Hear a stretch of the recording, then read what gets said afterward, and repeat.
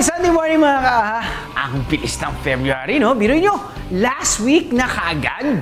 Oo nga, Kuya Drew. Mamadali. Ay, naku, think. Tell me more. Mabuti pa, ipakita na natin sa kanila ang amazing stories of the week. Totoo ang list na to. Mahanap natin, Nay. Oo naman, tayong dalawa pa ba? Ngayong umaga, masaya kaming ibabahagi sa inyo ang storybook version ng pelikulang Firefly. Huwag ka ngang susunod sa amin. Hindi ka napapagay sa dilim. Sana magkaroon ako ng kaibigan. May bagong pasyalan daw sa Marikina na perfect for the family? Puntahan na yarn! Mukha po siyang baliw, pero kung titignan mo sa likod, wow! Ito rin, pinapakita rin yung pagka-individual mo eh. Pinapakita niya kung anong klaseng tao ka. At mga di maipaliwanag na phenomenon sa dagat. Caught on cam! Oh no! What could it be? Parang nangingilabot ako eh. Nakakatakot tingnan. Mula nung pagkabata ko, wala pa akong nakitang ganun. Kilalanin din natin ang mga pambihirang alaga ng mga kaaha natin. Itong mga hayop na to, very sensitive sila sa araw. Yung mga diseases na nakaka-harm sa skin, prone sila doon. At para sa mga may birthday ngayong linggo, may shoutout kami sa inyo mamaya. All these and more ngayong umaga dito sa...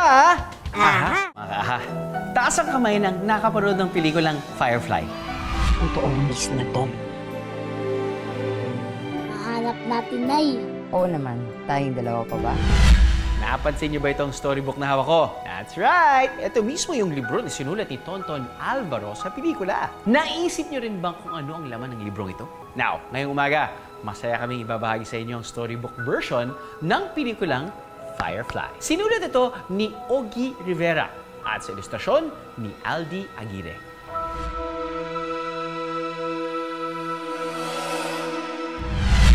Sa isang malayang isla, may tanging paro-paro na may hilig sa dilim. Imbis na lumipad-lipad sa mga bulaklak tuwing umaga, mas gusto niyang gayahin ang mga paniki sa pagsirko-sirko sa hangin tuwing takip silim. Pero ang maiilap na alitap-tap sa isla na may marikit na liwanag sa kanilang katawan, tumangging makipagkaibigan sa lagalag na paro-paro. Huwag ka ngang susunod sa amin. Hindi ka napapagay sa dilim. Kaya pumulot si Paro-Paro ng maliit na bato. Ipinukol sa dakilang apoy na palutang-lutang sa tuktok ng mga puno at humiling. Sana magkaroon ako ng kaibigan. Sa ikatlong beses, nasapol din niya ang gitna ng ningas. Tumilamsik ang isang kislap ng apoy at mula rito'y kagila-gilalas na nabuo si Alitap-Tap, ang tanging alitap-tap sa isla na iniluwal ng apoy. Mula noon, ang Paro-Paro at Alitap-Tap ay naging matalik na magkaibigan.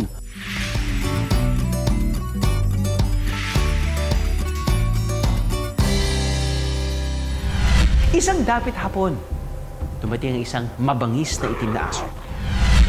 Na makita niya si Paro-Paro, nabighani siya sa mga kulay nito. Kaya agad niya itong sinunggaban. Tulong!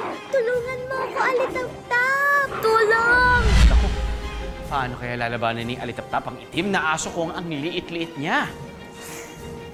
Pero mahal ni Alitap-Tap ang kaibigang Paro-Paro at ang pagmamahal ay mas malakas kaysa sa takot. Kailangan ko iligtas si Paro-Paro. Tinipon ni Alitap-Tap ang lahat ng kanyang tapang at lakas. Binilog ito sa isang pinakmalaking bola ng liwanag. At naglaho ang itim na aso nang tamaan ito ng liwanag ni Alitap-Tap. Pero hinang-hina naman siya at umandap-andap ang natitira niyang liwanag hanggang sa maubos ito.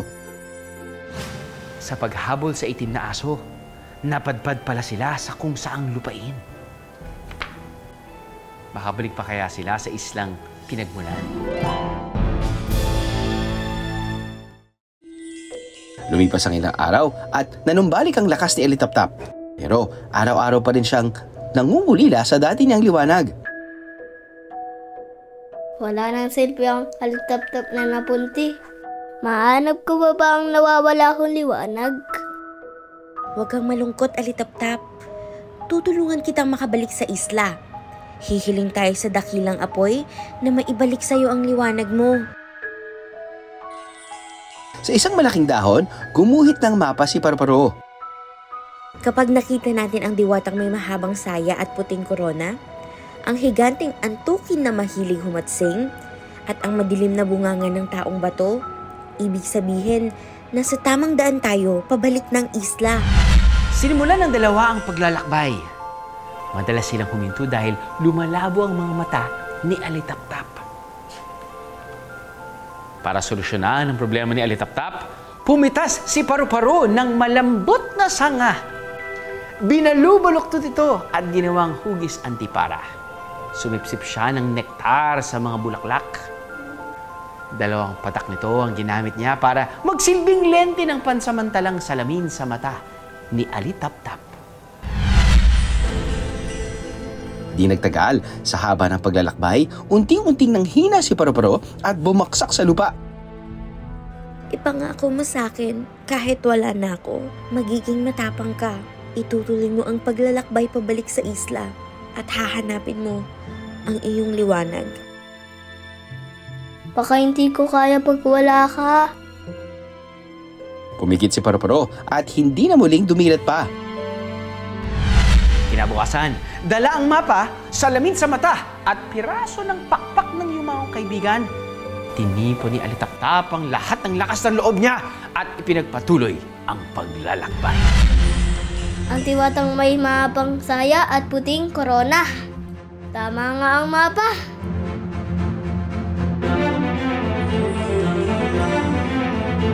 Ang higanting antukin, sumisingaw, parang humaaching.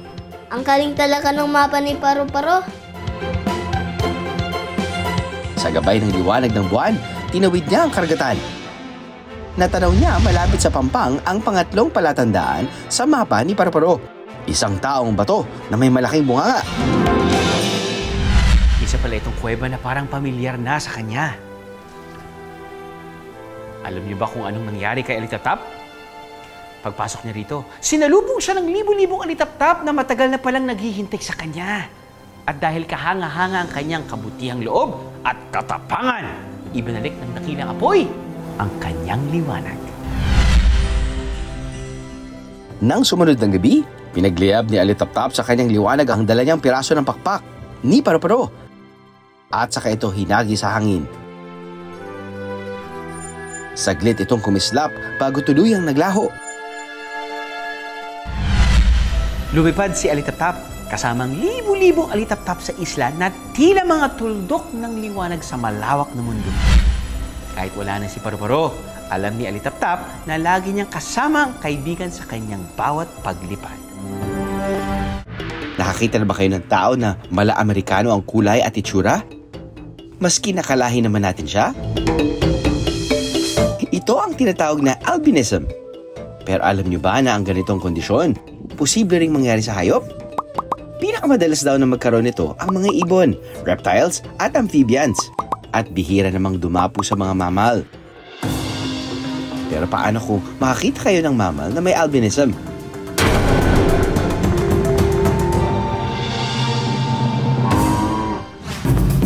Sa farm resort na ito sa Cavite raw, nakatira ang mga kalabaw na albino. Hi guys! Ako nga pala si Tisoy. 2 years old na kalabaw. Nagtataka pa ba kayo kung bakit Tisoy ang pangalan ko? Napakagwapo naman ni Tisoy. First time niyo ba makakita ng puting kalabaw, mga kaaha? Yes, they do exist. Dahil ang kulay na ito ni Tisoy, naman niya rin sa kanyang mother carabao, si Tisay. Correct! Ako ang nanay ni Tisoy. Kanino pa ba magmamana ang batang iyan kundi sa akin? Si Tisay po ay napunta po sa farm noong 2014. Dinala po siya dito para sa tourism lang din po. Para dayuhin po siya ng mga tao. Nung pagtagal po, ay nanganak po siya nung unang albino niya. Yung 2 dila po. Pero namatay rin daw ito makalipas ang 1 buwan. Si Tisoy nga ang ikalawang albino carabao ni Tisay. Pero ewan ko ba sa batang iyan? Ang daming katanungan tungkol sa kulay niya. Help me explain nga, mga kaaha. Kasi naman po mama, nagtataka ako kung bakit tayo lang magkakulay sa farm na ito. Yung mga Carabao friends natin na sina Cardo at Maria parehong maitim. Gusto mo ba maging buff, dark, and handsome like me? O sige, Tutulungan ka namin sagutin ang mga tanong mo, Tisoy. Ang kondisyon na meron kayo ni Tisay ay tinatawag na albinism. Genetics na yan. Ito yung tinatawag nating wala yung pigmentation, yung melanin. Ang melanin kasi sila yan ang control ng pigments ng kulay ng katawan natin. So merong tinatawag ng hypermelanistic. So kung yung mga hayop na walang kulay, sila yung absent yung kanilang mga melanin. So yun yung mga albinism. Naiiba man ang kulay ng balat, pareho naman daw ang routine nila sa mga kasama. Itong mga hayop na to, very sensitive sila sa araw. Bakit? Kasi wala nga yung natural na pigments na nagpuprotekta doon sa skin. So, yung mga diseases na nakaka-harm sa skin, prone sila doon.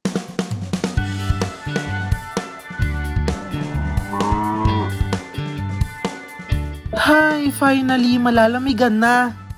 Pinapaligaan po naman natin ngayon si Tisoy kasi galing siya sa putik. Kapag may bisita po or may guest na dadating or magagamit, magpapapicture po. Sa tansya ng mga mammalologist o eksperto sa mammals, isa lang sa bawat 10,000 animal births ang nagre-resulta sa tunay na albinism. That's very rare. Oh, nasagot na ba ang mga tanong mo, anak? Opo, Mama. At maski naiiba ang kulay ko, damang-dama ko naman ang love ninyong lahat. Naiiba man ang kulay kumpara sa mga kasamang hayop. Sa ibang aspeto, wala naman silang kinaiba sa mga ito. At kung may deficiency man sila, may natatangi pa rin silang ganda, kaya deserve din nila ang tender loving care. Hello po mga kaaha, ako po si Era Maniego. This 2024, ang aking resolution po ay ipagpatuloy ang pagkabida-bida ko. Pero kinakailangan natin ng bagong studio at lugar para saan ihasa natin ng mga talento, di ba?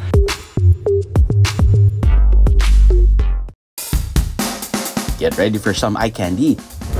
Dahil ang lugar na ito na ating pupuntahan sa Marikina, bubusugin daw ang ating mga mata.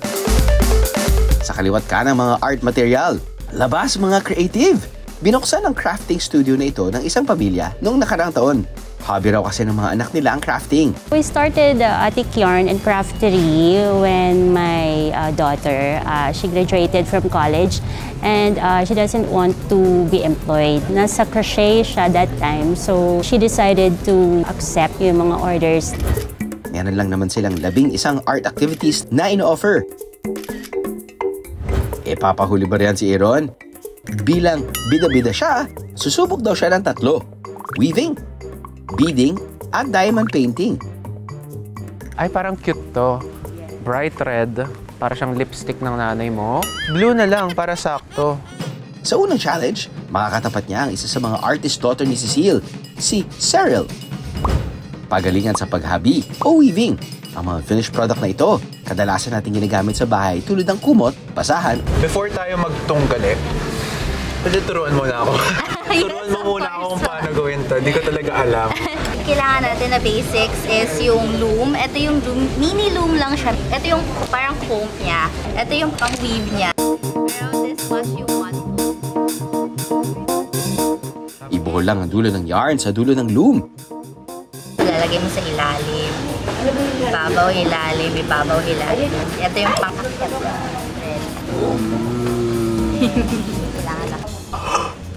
Nakikita ko na. Nakikita ko na. Oh. Pwede itong dutungan ng ibang kulay. Depende na sa trip yung design. Hala, sige, weave! Okay mga kaaha, patapos na po kami. At ito po ang aking resulta. Mukha po siyang baliw. Pero kung titignan mo sa likod, wow! Sandwich. Oh. Diba? Parang anong bansa to? Ewan ko. Ewan ko. Gusto ko lang yung colors niya. Naalala ko kapag alam mo yung sunset? Wow! Binigyan ng explanation. Parang yung dagat, tapos ito yung bulak ng dagat, tapos ito yung sky, tapos ito, sunset. Left over right, right over left. Pasado naman kaya? Kung pipili kayo ng itig isa, ano pipiliin nyo? Sa akin na sa kanya. Dapat tama yung sagot mo, ha? Mali yung sagot mo. Personal aesthetic ito. Pero yung pagka-assemble, mas clean yun. Nice one, guys! para sa susunod na challenge ni Aaron. Isa po nating challenge ay ang diamond painting. Hindi po diamond na pwede nating bilhin po pero itong diamond painting kung saan gagawa tayo ng mga maliliit na beads, ididikit natin sa isang canvas. So, ang pipiliin ko po dito ay yung mahirap. Ano ba po yung pinakamahirap dito? This one. Ay, sige. Ang susunod na mga kalaban niya, si Gilmar, na anak din ni Cecile at into arts din. Ito yung binigay niya sa akin. Pero tingnan mo naman, ang mga complicated din, diba? Tingnan mo yung mga iba't ibang numero at letra na nandito. Mas komplikado pa to sa math test ko. Simple lang naman ang paggawa niya. Gamit ang drill pen at wax, isa-isang idikit ang mga diamond sa canvas. Nakadepende ang kulay na ilalagay sa nakasaad na letra o numero. Ay, sisimulan natin yung mga letter V dito. Kalandian mo. Diba parang ang weird nun? 1.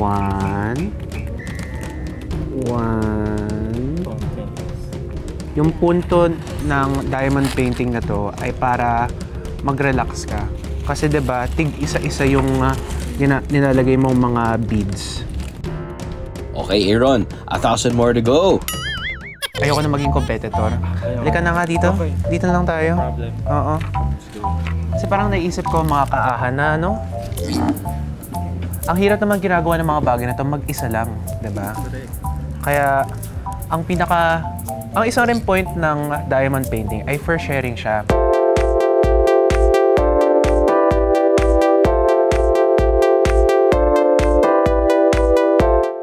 Yung magkalaban, mukhang close na.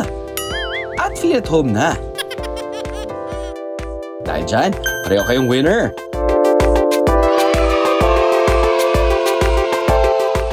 Susunod na challenge naman po ay ang ating beading challenge kung saan meron tayong mga iba't ibang mga beads dito at gagawa po tayo ng isang magandang produkto.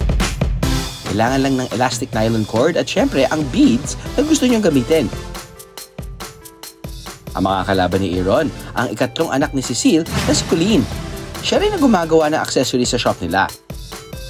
So meron po tayo mga nakalatag dito ng mga format tsaka mga mold. At ang gagawin po natin ay, itong mga beads na to, ililinya po muna natin na para pag ganito. Dito ang necklace, dito naman para sa mga bracelet. Piliin ang tamang laki ng wrist. Game! Magpagandahan na kayo ng design. Wait lang, mali yung format ko. Dapat pink, red, white. Pink, red, white. Pink, red, white. Ito rin, pinapakita rin yung pagka-individual mo eh. Pinapakita niya kung anong klaseng tao ka. So ito, pinapakita nito na sweet lover ako. Wow!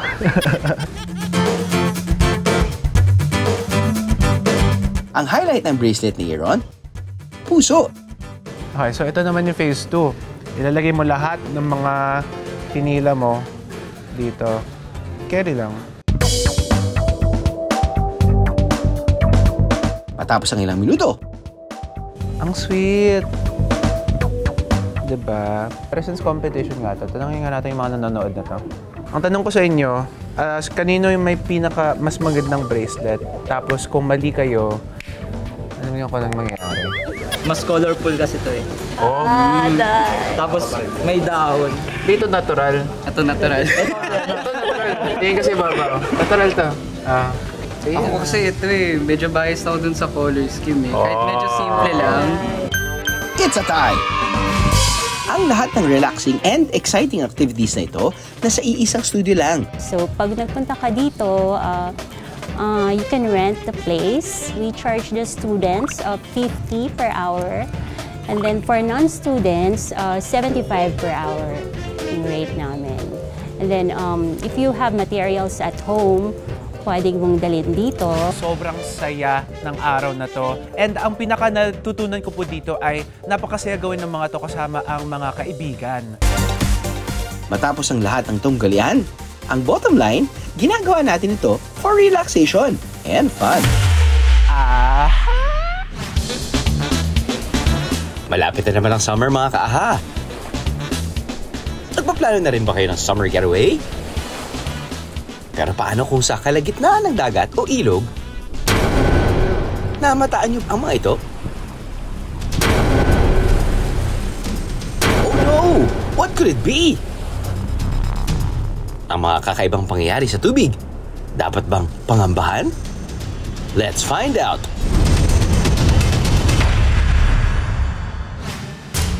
Dumaya tayo sa Antique, kung saan ang ilog na ito, nagpaikot-ikot daw ang tubig. Nyay, bakit naman may water blender dyan? Ang pangyayari ito, caught on cam ng ambulance driver na si Angelito. May natid ako na pasyente, dumaan ako doon sa sira na tulay ng Paliwan.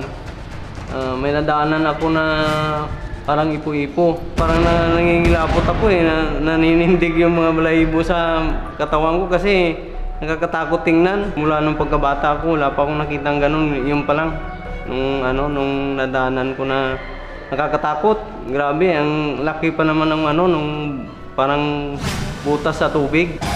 Tingin nyo mga kaaha, ano kaya ang tawag sa pangyayaring ito? Whirlpool to, diba? Whirlpool? Whirlpool po. Opo.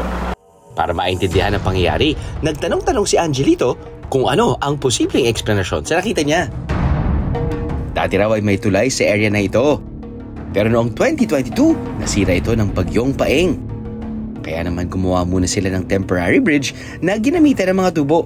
Umapaw yung tubig, bumaha nung dumaan ako kasi maulan yun Bumaha, tapos umapaw dun sa tubo, nasira din yata yung ginawa nilang yung ginawa nila na bypass. Yung nangyari, may 3 butas, 3 rin yung nilagay nilang dun na laking PVC na tubo. Hindi naman ipo-ipo na hangin yung gumawa nun. Bukod sa ilog, alam nyo bang posible ring magkaroon ng ipo-ipo sa dagat? Na tinatawag ding alimpuyo?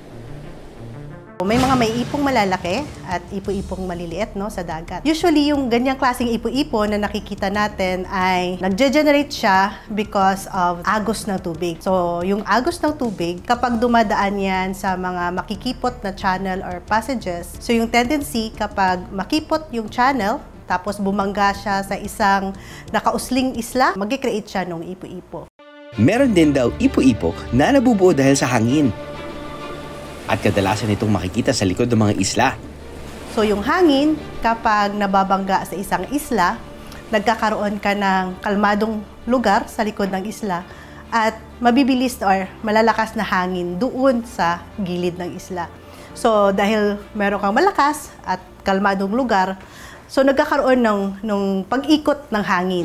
Dito naman tayo sa pangyayaring caught on cam sa Surigao del Norte. Kung makakita kayo ng ganito, tutuloy pa rin ba kayo sa paglangoy? Di ba maglalangoy dito po kasi parang nakakatakot po. Tapos parang hilahin ka po dito pababa. There's a possibility na may rip zone dyan. Current. Diba?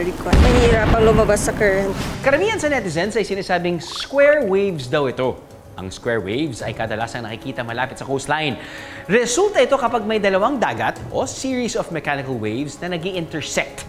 At alam niyo bang the most famous place for watching square waves ay sa Ile-de-Ville, France? Pero mga kaaha, kapag nakakita raw ng ganito, dapat nang umalis sa dagat. Ang mga square waves kasi ay may powerful rip currents na kayang magpatumba ng malalaking bangka. Teka, think. Sigurado ba tayong square waves ang namataan sa video? Ano kaya ang tawag sa phenomenon na ito? Doon sa nakikita ko sa video, kaya nagsasalubong yung alon is that napansin ko na yung lugar na yun ay mababaw. That is what we call wave diffraction, kung saan yung isang alon kapag paparating sa isang lugar na mababaw ay nagbe-bend at then pag magbe-bend siya, magra-wrap around the island. And then magsasalubong sila doon sa taas na mababaw. Ang square wave is, tulad rin, is also a form of wave diffraction. Pero dahil sa shape ng topography or yung hugis ng mababaw na parte, nagpo-form siya ng square. So kaya siya nagiging tawag na square wave. Ang tanong, ligtas bang tumuloy pa rin sa tubig kung makakita ng hindi normal na paggalaw ng tubig? Isipin natin na kapag may mga na-observe kayong ganon ay umiwas na lang at huwag sumampa doon sa lugar na meron kayong napapansin na nagsasalubong na alon. Sa darating na bakasyon, gawin pa rin nating prioridad ang pag-iingat. Aha! Now, sana nag-enjoy kayo sa Learning with Us mga kaaha. Pero bago tayong paalam, Isang malaking happy birthday muna sa mga kaaha nating magdiriwang ng kaarawan ngayong linggo. Think. Labas yun na. Labas mo na yung mga lobo. Ikaw talaga. Happy birthday to you. Happy birthday to you. Happy birthday, happy birthday, happy birthday to you.